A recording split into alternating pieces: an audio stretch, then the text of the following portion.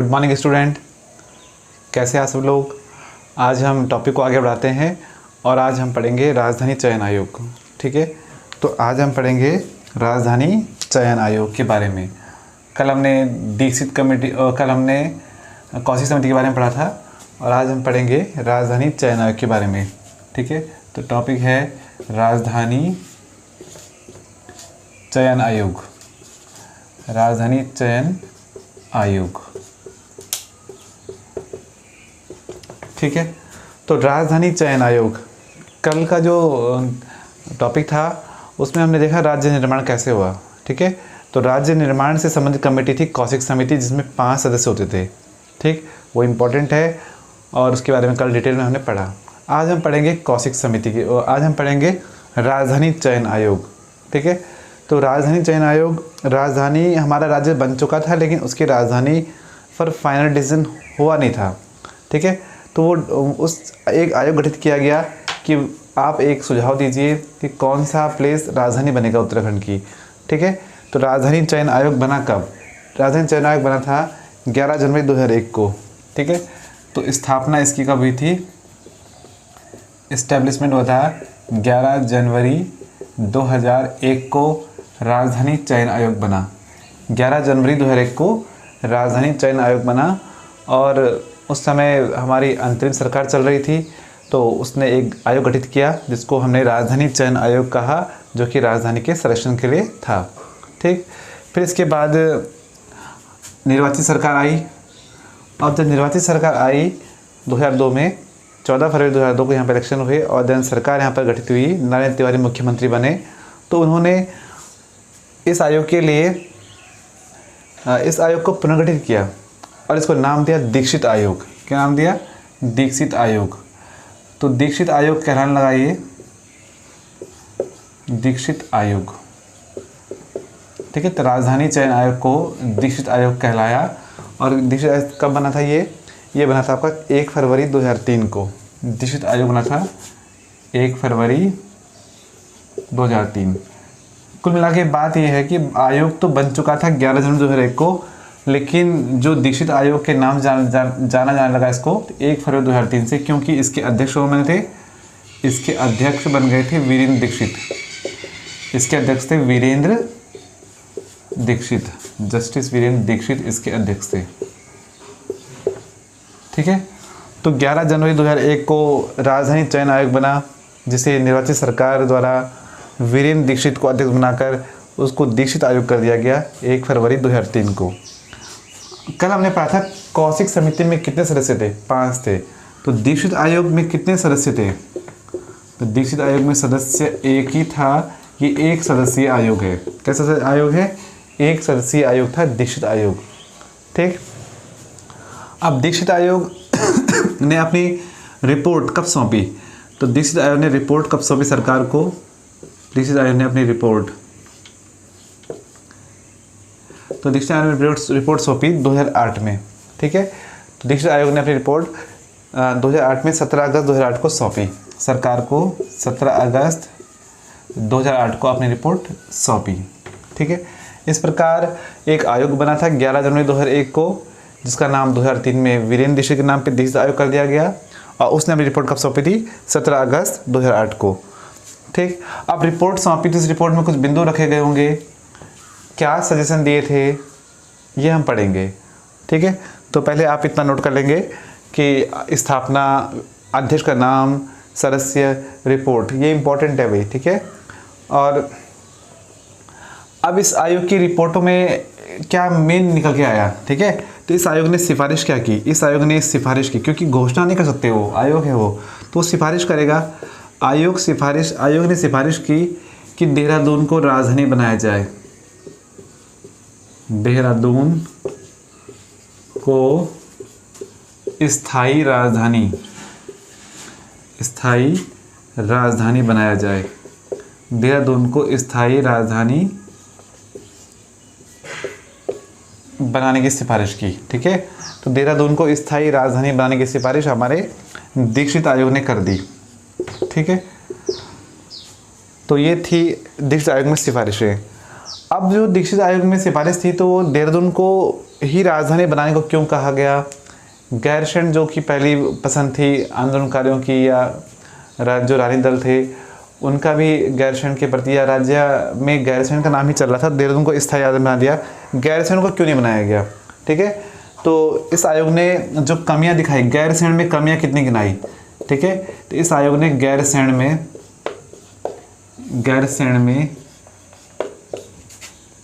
17 कमियां गिनाई, 17 कमियां गिनाई। ठीक है, तो इस रिपोर्ट में गैरसैंण के बारे में भी बिंदु थे, पक्ष में भी थे, विपक्ष में भी थे। तो गैरसैंण में 17 कमियां दिखाई, मतलब दिखाया गया गैरसैंण को दुर्गम है, कनेक्टिविटी है नहीं है, और ढलान क्षेत्र है, पानी कमी है। इस तरह से गैरसैंण को एक उपयुक्त नहीं बताया गया दीक्षित आयोग के द्वारा। ठीक है, तो देहरादून को स्थायी राजधानी बनाने की सिफारिश कर दी और गैरसैंण में 17 कमियां दिखा दी।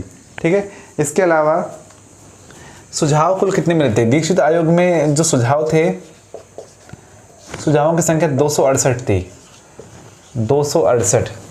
दीक्षित आयोग को कितने सुझाव मिले थे, 268।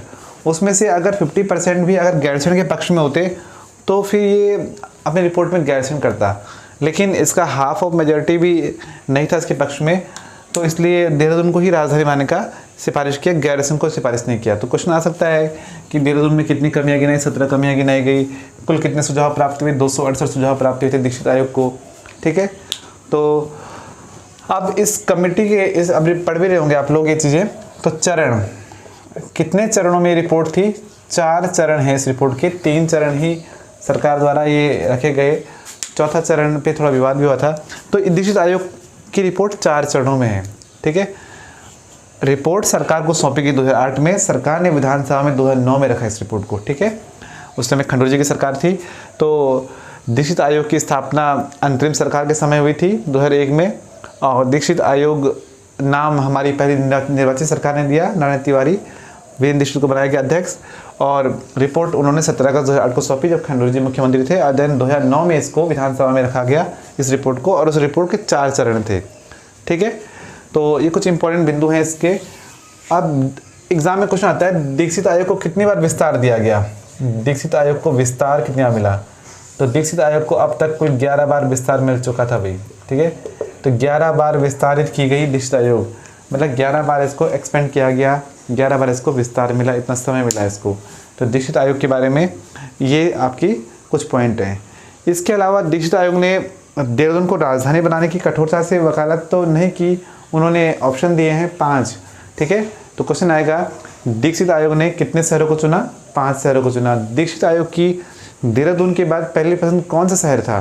ठीक है, तो उसको उन्होंने कहा था अगर देहरादून नहीं बनाओगे राजधानी तो किसको बनाना वो देखते हैं। ठीक है, नोट कर लिया होगा आपने, इसका स्क्रीनशॉट ले लीजिए, मैं इसको चेंज करता हूँ फिर। चलिए,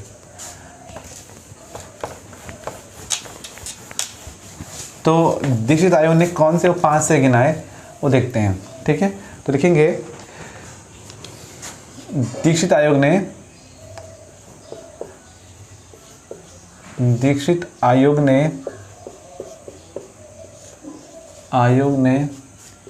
5 राजधानी क्षेत्र, 5 राजधानी क्षेत्र गिने। ठीक है, 5 राजधानी क्षेत्र दिए, उन्होंने ऑप्शन दिए 5 राजधानी को इनको बनाइए, इनमें से बना देना आप राजधानी, ऐसा कहा गया। तो दीक्षित आयोग की पहली पसंद सबको पता है, पहली पसंद तो आपको पता है देहरादून है, देहरादून दीक्षित आयोग की पहली पसंद। ठीक है, दूसरी पसंद थी उनकी काशीपुर, काशीपुर को देहरादून के बाद सबसे उपयुक्त माना गया राजधानी बनाने के लिए, काशीपुर। ठीक है, और तीसरी है रामनगर, तीसरी है रामनगर, चौथी है ऋषिकेश,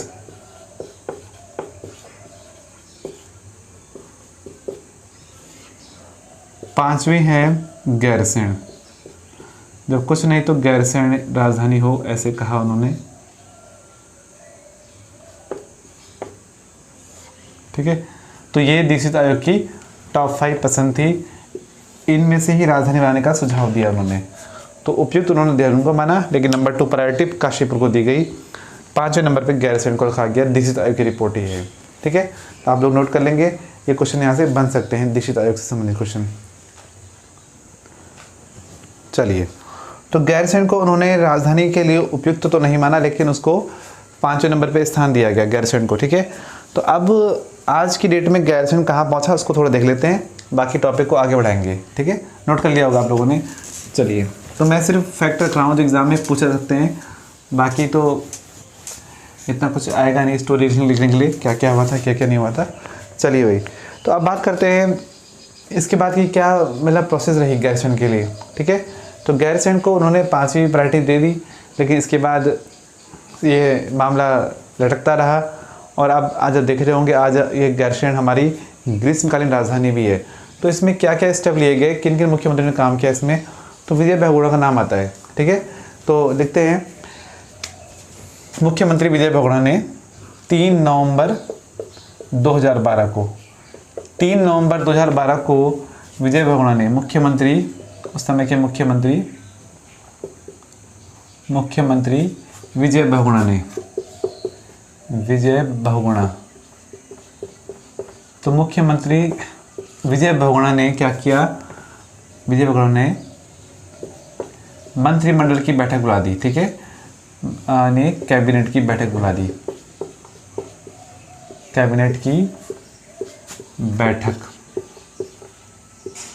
गैरसैंण में, कैबिनेट की बैठक गैरसैंण में आयोजित की। ठीक है, तो डेट याद रखना, 3 नवंबर 2012 को पहली बार गैरसैंण में क्या किया गया, कैबिनेट की मीटिंग को बुलाया गया।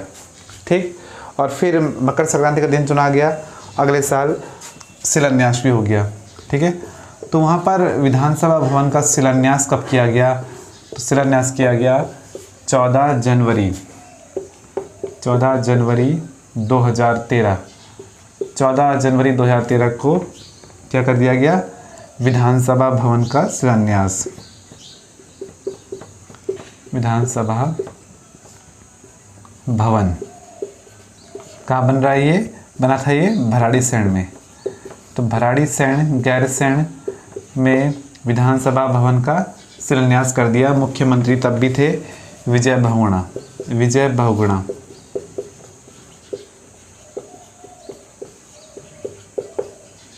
ठीक है, तो ये डेट याद नहीं है कि पहली कैबिनेट बैठक कब हुई थी और विधानसभा भवन का शिलान्यास कब किया गया।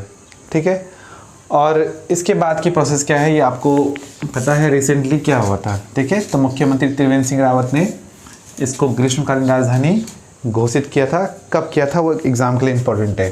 ठीक है, तो 4 मार्च 2020 को गैरसैंण को ग्रीष्मकालीन राजधानी घोषित किया गया। ग्रीष्मकालीन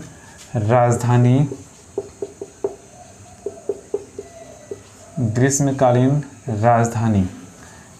ठीक है, और ये घोषित किसने किया, घोषित किया था त्रिवेंद्र सिंह रावत ने। त्रिवेंद्र सिंह रावत ने गैरसैंण को ग्रीष्मकालीन राजधानी घोषित किया, लेकिन इसे स्वीकृति कब मिली। ठीक है, स्वीकृत किया गया कब, स्वीकृत किया गया 8 जून 2020 को इसे स्वीकृत किया गया। ठीक है, और राज्यपाल थी उस समय बेबी रानी मौर्य।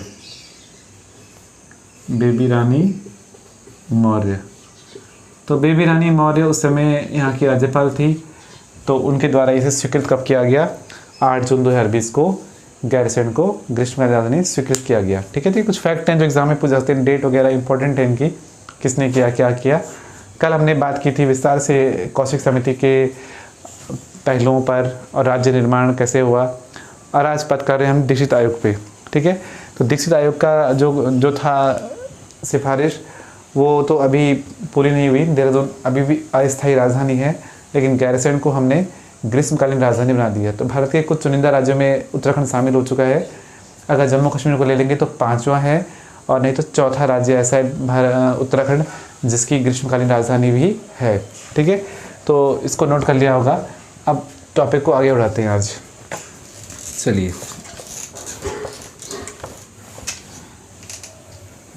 ठीक, तो कल के ही उसमें वापस आते हैं। कल हमने बात की थी कि 9 नवंबर 2000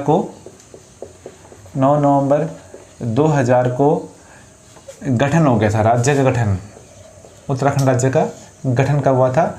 9 नवंबर 2000 को हुआ था। ठीक है, और जो सरकार बनी थी, ऐसी सरकार को अंतरिम सरकार कहा जाता है। अंतरिम सरकार, इंटरिम गवर्नमेंट कहते हैं।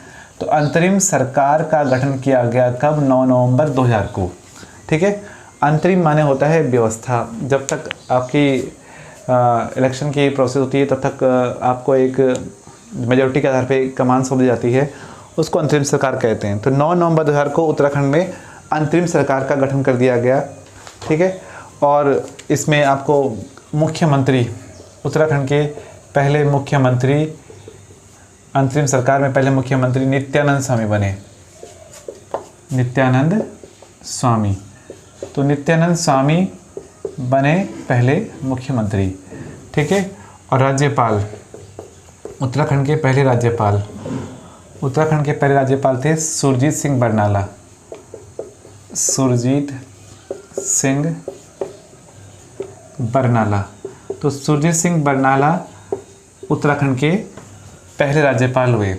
ठीक है भाई, पंजाब से थे। ठीक है, तो ये आपके पहले मुख्यमंत्री और पहले राज्यपाल उत्तराखंड सरकार को दे दिए गए अंतरिम सरकार में। ठीक, इसके बाद भी परिवर्तन हुआ और अंतरिम सरकार में ही राज्य को मिल गए उसके दूसरे मुख्यमंत्री। मुख्यमंत्री बदलने का सिलसिला शुरू से ही चल रहा था भाई, खींचतान तो लगातार चलती रही है यहाँ पर। ठीक है, तो राज्य के दूसरे मुख्यमंत्री भगत सिंह कोश्यारी बने। भगत सिंह कोश्यारी, तो भगत सिंह कोश्यारी राज्य के दूसरे अंतरिम सरकार में मुख्यमंत्री बने, भगत सिंह कोश्यारी। ठीक है, अभी हमें हमारे निर्वाचित मुख्यमंत्री नहीं मिले, अभी चुनाव नहीं हुए हैं, चुनाव होंगे 14 फरवरी 2002 को। ठीक है, तो फिलहाल हमने अंतरिम सरकार में 2 मुख्यमंत्री देख लिए। ठीक है, आज भी ये सिलसिला चलता है कि मुख्यमंत्री बदल रहे हैं। ठीक है, तो ये हमारे 2 मुख्यमंत्री हमें अंतरिम सरकार में मिल गए। लेकिन अंतरिम सरकार में मिल तो गए, लेकिन अंतरिम सरकार में ये बनी कैसे अंतरिम सरकार, उसकी बात करते हैं। ठीक है, तो गठन किस प्रकार हुआ देखते हैं, ये नोट कर लिया होगा आप लोगों ने। चलिए, अंतरिम सरकार का गठन कैसे किया गया? ठीक, क्योंकि ये जो क्षेत्र था, ये पर्वतीय क्षेत्र, इसमें कुल विधायकों की संख्या कितनी थी? ठीक है, तो उत्तर प्रदेश में तो बाइकैमरल स्टेट है उत्तर प्रदेश, जिसमें विधानसभा विधान परिषद भी है। तो इस क्षेत्र के लिए कितने विधायक थे उस समय? इस क्षेत्र में विधायक थे 22 + 9। ठीक है, तो यहाँ पर जो विधायकों की संख्या थी अंतरिम सरकार में, ठीक है, तो इस क्षेत्र में जो विधायक आते थे वो थे आपके 22 + 9। 22 थे आपके विधानसभा सदस्य, 22 थे आपके विधानसभा सदस्य।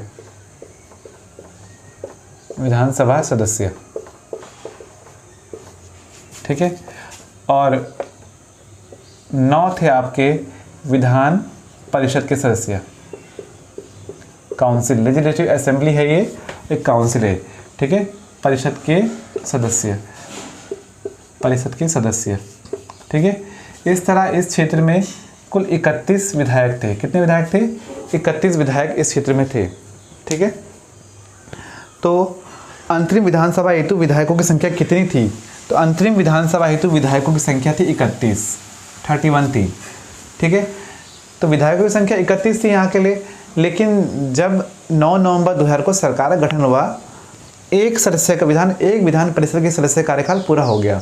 ठीक है, तो अंतरिम सरकार के गठन के समय, अंतरिम सरकार के गठन से पूर्व एक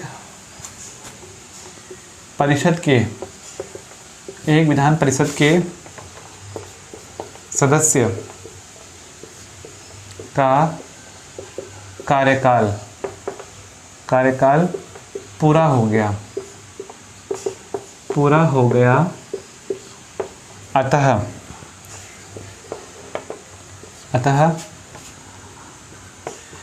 अंतरिम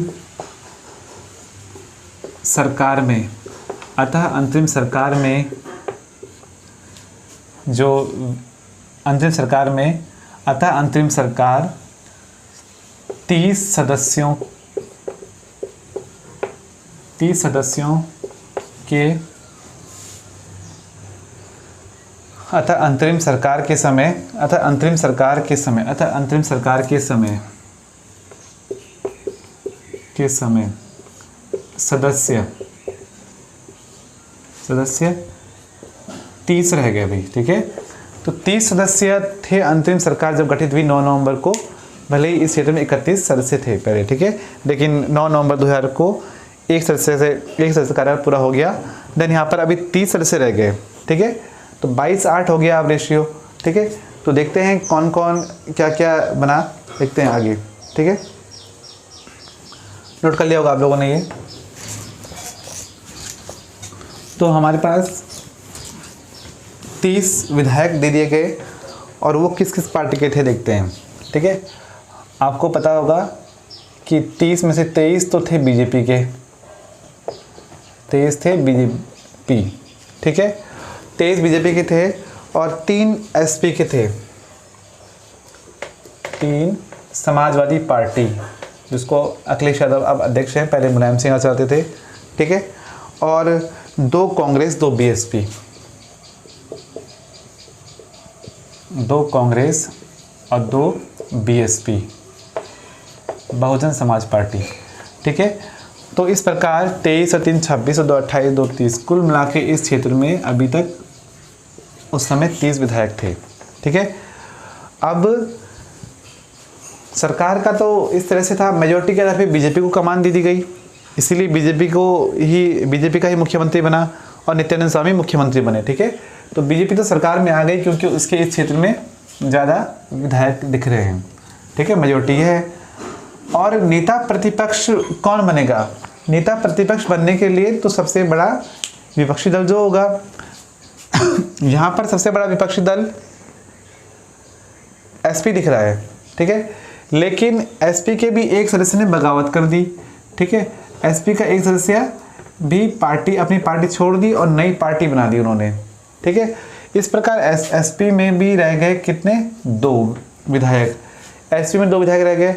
तो अब यहाँ पर भी 2 हैं, इधर भी कांग्रेस में 2 हैं, बीएसपी में 2 हैं, सब में 2 विधायक हो गए। इस प्रकार पहली जो अंतरिम सरकार थी उसमें कोई भी नेता प्रतिपक्ष नहीं बन पाया। नेता प्रतिपक्ष एक बड़ा पद होता है, ठीक है, उसके लिए भी अच्छी खासी खींचतान होती है, लेकिन यहाँ पर 2-2 की बराबरी पर हो गई तीनों पार्टियाँ, तो इसमें कोई भी नेता प्रतिपक्ष नहीं बना। ठीक है, तो नेता प्रतिपक्ष हमें नहीं मिला, नेता प्रतिपक्ष अंतरिम सरकार में। अंतरिम कई पूछ सकता है कि कौन था, तो आप उसमें ज़बरदस्ती गैस ना करें। नेता प्रतिपक्ष अंतरिम सरकार में कोई नहीं था,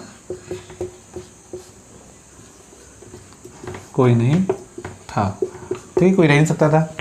ठीक है, अब इसके बाद सरकार गठित हो गई बीजेपी की, और फिर मुख्यमंत्री के साथ साथ अन्य मंत्रिमंडल गठित किया गया।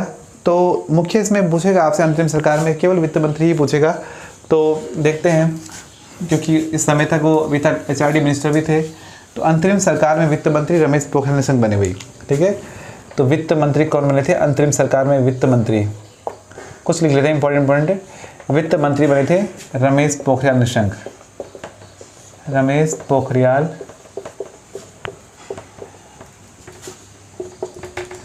पोखरियाल निशंक को बनाया गया उत्तराखंड का पहला वित्त मंत्री निर्वाचित सरकार में। ठीक है, नेता प्रतिपक्ष कोई है नहीं, वित्त मंत्री ये हो गए। और विधानसभा अध्यक्ष जो महत्वपूर्ण होता है, विधानसभा अध्यक्ष भी एग्जाम में पूछा जाता है। तो विधानसभा अध्यक्ष